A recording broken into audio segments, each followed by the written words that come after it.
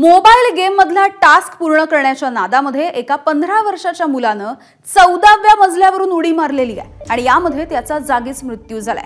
पिंपरी चिंचवडच्या किवळे भागामधली ही दुर्दैवी अशी घटना आहे। गेल्या 6 महिन्यांपासून हा मुलगा गेमच्या आहारी गेलेला होता।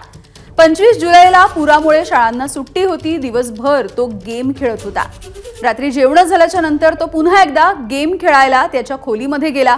त्याच्या भावाला ताप आला होता, त्यामुळे त्याची आई त्या चिंतेत होती। रात्री 1 वाजता सुद्धा भावाचा ताप काही उतरेना, त्यामुळे त्याची आई तेव्हा जागीच होती।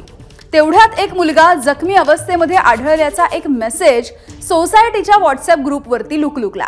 आईला शंका आली आणि तिने खोलीत जाऊन पाहिलं तर मुलगा नव्हता। खाली जाऊन बघितल्यानंतर मुलगा निपचित पडलेला होता। त्यामुळे अशा गेम्सवरती बंदी घालण्याची मागणी आता या मुलाच्या आईवडिलांनी केलेली आहे आणि त्यांच्यासोबत बातचीत केली आमचे प्रतिनिधी नाझीम मुल्ला यांनी। 10वी शिकणाऱ्या एका मुलाने याच गेमिंग पायी आपला जीव दिलाय आणि त्याला हा एक टास्क आला होता आणि या टास्कच्या आधारे त्यानं या घराचा सगळा जो लेखाजोखा आहे त्याचं स्केचिंग जे आहे ते या ठिकाणी केलेलं आहे आणि यातच त्याला जंप करण्याचं टास्क होतं आणि यातूनच 14व्या मजल्यावरून त्यानं उडी घेत जीव दिली। त्यांचे कुटुंबीय आता आपल्या सोबत आहेत। नेमकं काय घडलं, कारण खूप धक्कादायक आहे सगळं। हो, हे बघा, माझा मुलगा फार घाबरट होता। त्याची हाईट पण होती, वजन पण होतं। त्याची एवढी हिंमत नव्हती की तो सोप्यावरून उभा राहून उडी मारल। तो एवढा होता आणि थोडंसं लागलं तर एवढा आवाज करत होता, एवढा रडत होता आणि एवढाच लोकांचे अटेन्शन घेत होता। तो 14व्या फ्लोअरवरून तो बघत नव्हता असा कधी। तो टेरेसवर कधी गेला नाही, टेरेस कधीही बंद राहायचं। आता एवढं केल्यानंतर त्याच्यात एवढी हिंमत आली कुठनं?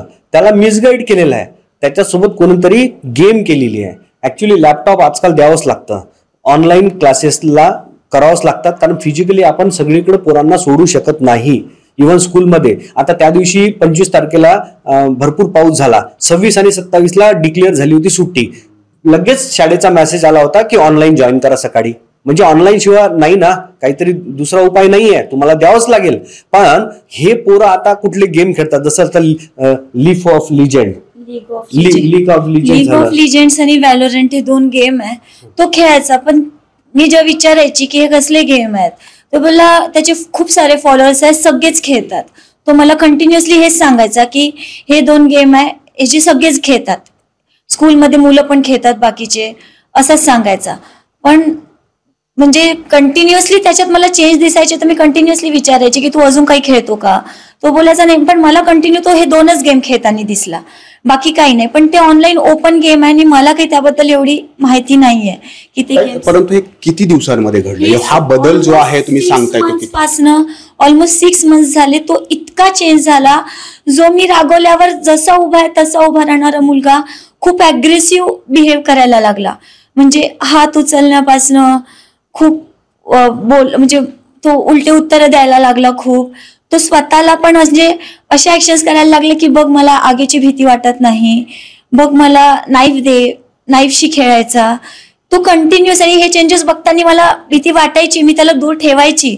मी लॅपटॉप घेतला की तो मला खूप अग्रेसिव्ह बिहेव करायचा माझ्यासोबत, लॅपटॉप हातातून घेतल्यावर त्याच्यावर सोबत, म्हणजे त्याला तो लॅपटॉप पाहिजेच असायचा। पण शेवटच्या त्या रात्री नेमकं काय झालं? कारण तुम्ही म्हणताय की तो जेवायला पण बाहेर आला आणि झोपण्यासाठी आला होता आणि तो अगदी रग बेडशीट त्यानं सगळं झोपला होता तो। मग नेमकं त्यानंतर एकच मिस्टेक केली त्या रात्री, त्यांनी लगेच त्या लोकांच्या याच्यानुसार त्यांनी लॅपटॉप होता आणि लॅपटॉपवरती चीट होती, त्यांनी लॅपटॉप काढायची मिस्टेक केली। तो झोपायला आला आणि त्या लोकांना माहित होतं हा मुलगा आमच्या कंट्रोलमध्ये येत नाही, त्यांनी त्याला तेव्हाच्या तेव्हा विदिन 10 to 15 मिनिट्स ते सगळं त्यांनी केलं।